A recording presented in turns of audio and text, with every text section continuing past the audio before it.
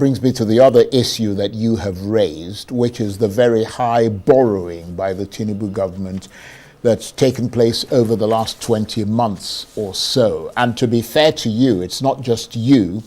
Several leading economists, chambers of commerce, etc., have also expressed concern over the rising debt. How serious a situation does this look like from your point of view as a senator? How much of a national crisis is it? Well, let me first of all say that I'm not against borrowing. Even the greatest countries in the world, America, Japan, China, all are big borrowers. But they borrow for physical, tangible, and accountable projects that you spread and pay over time. But my worry is not even in the borrowing, it's what you borrow for. Let me give you quickly a rundown of what I check. You see, in June 2023, $500 million was borrowed for women program to scale up what they call NPWPSC. Can you see that? Can Nigerians see it? Where are the women? Then on June 23rd, the same day, $800 million was borrowed to cushion the impact of high petrol prices after fuel subsidy removal. How? Where? Then on September 23rd, 2003, under the same government, $700 million was borrowed again for adolescent girls' initiative for learning and empowerment. Then, on December 23rd, the same thing, $750 million borrowed through renewable, what they call renewable energy scale-up. Then June 2024, $1.5 billion was borrowed to support Nigeria's reform for economic stabilization to enable transformation. That one sounds very spurious, I have to be honest. Okay, you see? Then in June 24th, $750 million again was borrowed for immediate financial and technical support for efforts to stabilize economy and to scale up support to the poor and most economically at risk. Then on September... Well, they would argue, that particular one, that they've been making payments to a lot of poor people. Where are the poor people? Some of their cash transfers and things like that. Look, whenever you're doing something, if it is true, somebody will come out to say thank you. But are these loans, are they approved by the National Assembly? I mean, do they pass through your Senate for approval? No, what passes through the Senate so far as this is these are itemized. You're saying these things are have bypassed the National Assembly. That is it. So far, every item, every of this must be accounted. Yes, right. No, because you need to ask questions. How are you going to do that? How is it important? And when is the money? What are the terms? All these things are supposed to be discussed first before you engage in it. That is the National Assembly approval. But as I said, when you total these borrowings, the figure I got here is about $9.45 billion, which translates to about 13 trillion. And as I said, I mentioned most of them. These are items that are either intangible. Those items are not, has nothing to do with infrastructure. I would have supported, for example, that the country is borrowing even more than that to build our infrastructures, to build railway, right, to build our But you're roads. saying that these things that you're mentioning, Yes. they're not tangible things. They are not that tangible you can things that you can hold on to, Right. and these are things that you pay in the next 40, 50 years. Yeah, that but time we are gone, our children will... Are you going to tell my child, am I going to tell my child or grandchildren that we borrowed 700 million and we are paying in 20, 30 years for adolescent girls initiative? Because, as I said, three things will determine whether this government is going to succeed or not. One is security. Two is welfare of its citizens. And three, that is related to the welfare is the economy itself. If it is not performing, then you can go and be talking nonsense. It will not work. But let me tell you, I have the support of the people, including my colleagues. The only difference is that they can't come out and take the bullet the way I do. They don't have the guts. They don't have, not that they don't have the guts. Yeah, so that's Senator Ali Ndume. And that's Senator Ali Ndume blowing the whistle on what Charles called spurious borrowing. And I would literally want to, ascribe them to be corrupt borrowing underpinned on projects, which Senator Ali Ndume described as intangible projects that you cannot see.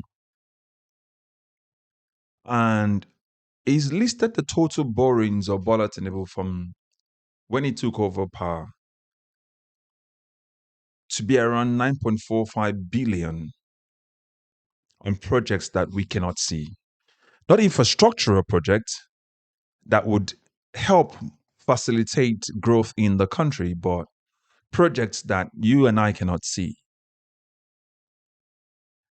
So there's a whole lot to dissect from here. But if you're meeting the content for the first time, please like, share, and subscribe. And if you've been following us and you've not subscribed yet, please do so, because we talk about real life issues affecting Nigerians and Nigerians, regardless of wherever you're based. However, I still want you to watch this to the end, because this channel is about you and I having these conversations about these issues that no one has ever taken time to ask. Are Nigerians really happy about the government? Now, before you go and say Ali Ndume is saying nonsense, it's a member of the APC. Now, you can actually say he's also from the North. The North would not support Tinubu. The question is, as Ali Ndume, has he always been outspoken? Which you know he has been, even from the days of Bukola Saraki as Senate President. Remember, it was, I think it was former Senator Elisha Abba who said that Akpabio stripped Ali Ndume off of his senatorial duties or some of the tasks he's had because he sort of challenged Akpabio's leadership.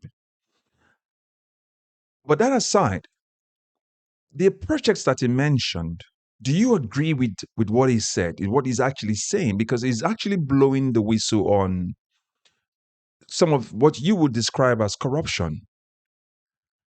Borrowings totaling up to what, 13 trillion naira on things that you and I cannot see. For example, $500 million borrowed for women's program. 500 million. We were still asking, who are the same women? And Ndume did ask it, where are the women?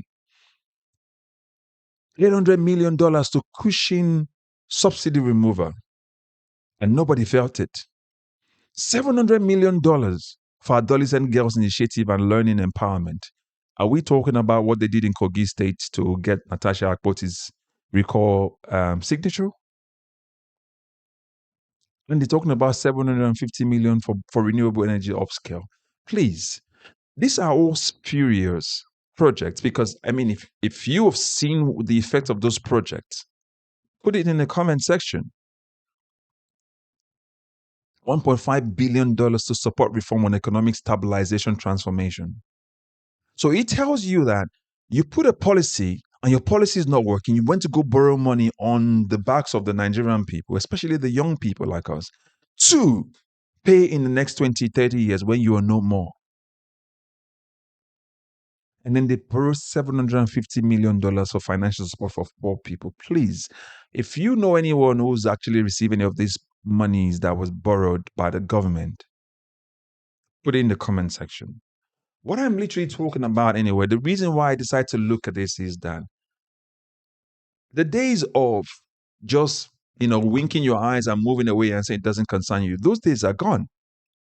Whether or not you like it, this money that has been borrowed, that the government cannot give account for, you will pay. Your children will pay, because the country will pay. Their money is borrowed against your resources. Do you understand? So the reason why we are giving this amount of pressure on the government is because they know that now we are not paying attention. And in paying attention, we have to look at everything, not just calling out their corruption. Let us put the searchlight on the things they're using those corrupt monies for and show whether or not they're corrupt. Look at the amount of money. So in all of this 9.4 billion, there's nothing infrastructural about them. So these monies were borrowed to be spent. The same way they borrow money to build house to repair 21 billion or trillion to repair the house of the vice president, according to Peter Obi, is not even moved into it. So you can see how this corruption is pervasive. And by the way, Ali Ndume actually did mention that some of these, or if not all of them, did not even go through the National Assembly. They were bypassed. That's for you and I to argue in the comment section. So please put if you think you agree with it. One of the reasons why this is happening is because when you have a Senate or the National Assembly that has now kowtowed to or bowed to the pressure of the executive, they will lose the functionality for what it's meant to be operating under. So if you agree with what Ali Ndume is saying about Bola Tinubu and the spurious borrowings, suspected borrowings in the fact that these things you're borrowing money for, nobody can see them. But yes, for in 20 months or whatever, how long Bola Tinubu has been powerful, some of these things amounting to 9.45 billion is nothing to be seen. You and I cannot see that. At the very least, you can see that the one for the women, the adolescent one, the subsidy and cushioning, the renewable energy, and economic stabilization, you cannot see anything where they went to. If not, people will not be ranting in the 30 days challenge. I don't know if you agree with me, but or whether or not you agree with Ali Ndume, but he's calling out the corruption in our government and the fact that even the Senate cannot even give oversight anymore. That's what we've come to get from this Akpabio-led Nigerian National Assembly. No oversight anymore. They're bribed, as it was alleged during the state of emergency for Rivers State. They're bribed. Atiku mentioned that almost all the laws or bills that has come from the executive, they've received money for it. I didn't say that. Atiku mentioned that. The news carried that they were bribed to about $15,000 or $25,000. I don't know which one is true anymore, but that's what we currently have. So if you agree with that, put that in the comment section. But my point anyway is this. Our active participation is highly required for 2027. We need people who can be outspoken in the Senate, people who can say this is the reason why you're in the Senate, to provide oversight, to make sure that the executive does not run amok of the Constitution and throw the system into pandemonium. For example, look at what Donald Trump has done in America. And it's caused world turbulence at the moment in terms of trade, inflation, interest rate. And this is what the National Assembly legislature is meant to do. Checks and balance. But we have one that is compromised right now. And it's now up to you and I to keep calling them out and not just wink and blink and say, well, it doesn't concern us. Nigeria will be okay. Nigeria is not going to be okay anymore, as you can see. Those days of ignorance is past. So let's put our eyes now on the government to make sure they do the right thing by us and by our children. Remember, if they're not doing the right thing by you, they're not going to do the right thing by your children. But you have the right to make sure that the right thing is done by your children and your grandchildren and your children unborn. So put your eyes down on it. So as I said, if you're meeting this content for the first time, please like, share, and subscribe. If you've been following us and you've not subscribed yet, please do so. But remember to also put your thoughts in the comment section, whether or not you like and agree with what Ali Ndume said. Even if you're a pro-Tinubu supporter, let us know why you think what he's saying doesn't make any sense. If you think that he's doing the right thing, yes, this is an option for us to have these conversations. This is what this platform is all about. This is what this channel is all about. We have this conversation. And then so that we know we're working together, whether on opposite side, towards a better country. That's what we're all about. That's what this channel is all about. We're all working together constructively, having conversations that are constructive, intelligent, so that we move our country forward. That's what Nigerians are known for, being intelligent, aren't we? As always, like, share, and subscribe, and I will catch you up in the next video. God bless you. Bye-bye for now.